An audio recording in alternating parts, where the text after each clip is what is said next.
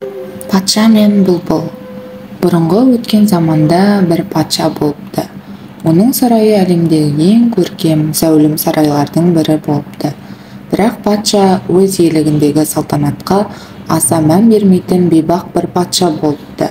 Сарай маңында сарайдың әсемдігімен жарысқан, әлемдегі ең әдемі гүлдер өскен үлкен бір бау-бақша болыпты. Халықтың айтуынша, ең ғажабы сол бақшада мекендейтін бір бұлбұл болыпты. Сондай әдемі дауыспен сайрайтын бұл құстың атақ даңқын естігендер ұзақ елдерден де келіп көруге асығатын болыпты. Бір күні бұлбұлдың даңқы патшаның да құлағына жетіпті. Алайда патша бұл хабардан хабарсыз болғанына қатты ашуланып уәзірін шақырып: "Бұл қалай болғаны? Неге менің хабарым жоқ сарай бақшасындағы бұлбұлдан?" депті. Уәзір оған жауап бере алмапты. Өйткені оның да бұлбұлдан еш хабары болмапты. Дереу бағбанды шақырып: "Сарайда әлемге танымал бұлбұл бар екен, неге айтпайсың бізге?" десе, бағбан: "Ғафу етіңіз, мырзам" депті. Оған уәзір: "Тез арада маған оны тауып әкел" деп айқай салыпты. Бағбан барлық жерді іздестіріп сұрастырса да бұлбұлды еш таба алмапты. Содан уәзір бір шарасын тауып патшаға: "Бұл біреулердің ойдан шығарған әңгімесі болуы керек" десе, патша одан сайын ашуланып: "Жоқ, олай болуы мүмкін емес. Маған бұл хабарды сенімді адам жеткізді. Дереу бұлбұлды тауып әкеліңдер, немесе барлығыңды жазаландырамын" депті. Сарайдың асханасында жұмыс істейтін қызметші қыз бағбанға келіп: "Іздегендеріңізді бұл жерден таба алмайсыздар. Қаласаңыздар, мен сіздерді оның жанына ертіп алып барайын" депті. Мұны естіп қуанған сарай қызметкерлері дереу бұлбұл мекендейтін тоғайға қарай жол тартыпты. Бұлбұл тұратын жерге келгенде қыз: "Кішкентай бұлбұл" деп айқайлапты. Бұлбұл бір ағаштың бұтағынан көрінген кезде: "Патшамыз сені көргісі келіп, даусыңды естігісі келіп жатыр. Егер бізбен бірге бармасаң, патшамыз барлығымызды жазалайды" депті. Бұлбұл оған келісімін беріпті. Жолай оның әсем даусын тыңдап, барлығы сарайға келіпті. Сөйтіп патшаның құзырына шығып, бұлбұл әдемі даусымен ән шырқай бастапты.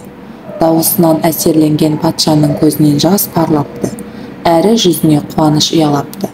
Патша бұлбұлға: "Менен не тілеуің бар? Айт" депті. Сонда бұлбұл: "Мен үшін ең үлкен сый сізге қуаныш сыйлау" деп жауап беріпті. Баршаның сүйіспеншілігіне қауышқан бұлбұл сарайдағылардың әсіл тәжіне, бақ-дәулетіне айналыпты. Бұдан бұлай сарай бақшасына орналасып, үнемі әсем даусымен патшаға ән шырқайтын болыпты. Ел тұрғындары бұлбұлдың әндерін тыңдау үшін сарайдың айналасына жиналып тұратын болыпты. Бір күні патшаға бір сыйлық сандығы келіпті. Ішін ашып қараса, құнды гауһарлар мен асыл тастармен безендірілген ойыншық бұлбұл шығыпты. Шыныдан жасалған бұл ойыншықтың төбесінде бұрандалы кілті болыпты. Кілт бұралғанда шынайы бұлбұлдың дауысы шығатын болыпты. Уақыт өте келе шынайы бұлбұл патша тарапынан өзіне назар аудара алмай қалғанына ренжіп, бір ыңғайын тауып сарайдан ұшып кетіпті. Күнде әсем үнімен сайрап жүрген ойыншық бұлбұл бір күні бұзылып қалыпты. Бұлбұлдың дауысына үйренген патша сол кезде ғана шынайы бұлбұлдың жоқтығын сезініп, оған әділетсіздік жасағанын ұғыпты. Қайғысынан науқастанып төсек тартып жатып қалыпты. Күн өткен сайын жағдайы нашарлап, халық та қатты қам жепті. Оның шарасыз күйін көрген жұрт жағдайының жақсармайтынын ойлап, жаңа патша тағайындауға бел байлапты.